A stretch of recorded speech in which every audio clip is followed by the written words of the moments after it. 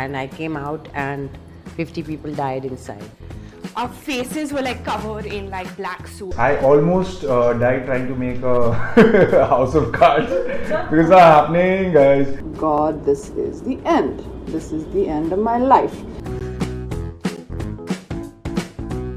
We were in McLeodganj and we were stranded over there because of the snow.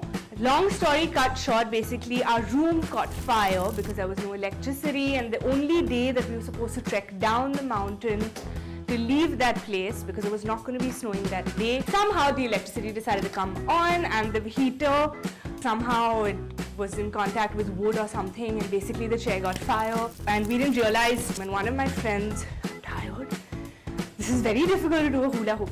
One of my friends noticed the fire and she screamed, woke us all up, and we were probably sleeping in that fire for about an hour because when the teachers finally got us out of there, our faces were like covered in like black soot. It was very, very disturbing, but I think it just made me value life and my friends and all of us being alive. I almost died trying to make a house of cards because it's happening, guys. No, but I had a near-death experience when I was shooting for an ad. I almost drowned, and nobody on the set knew that I can't swim.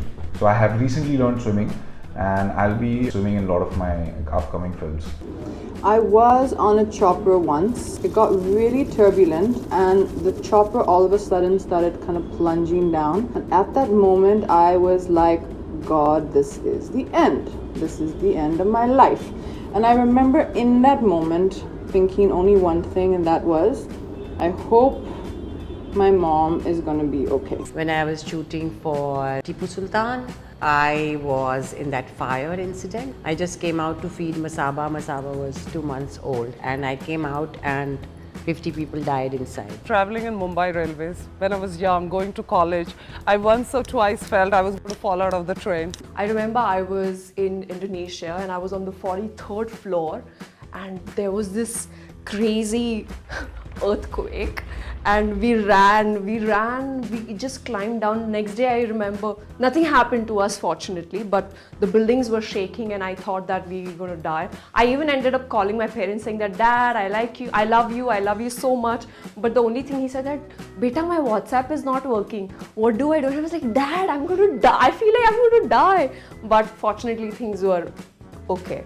When I was 4, I once almost drowned. Like I was with my friends, I was showing off, and I was like, look, I can go into the deep water. And I kept walking, and suddenly there's like a huge dip. And I went in the dip and I was like drowning, but my dad saved me.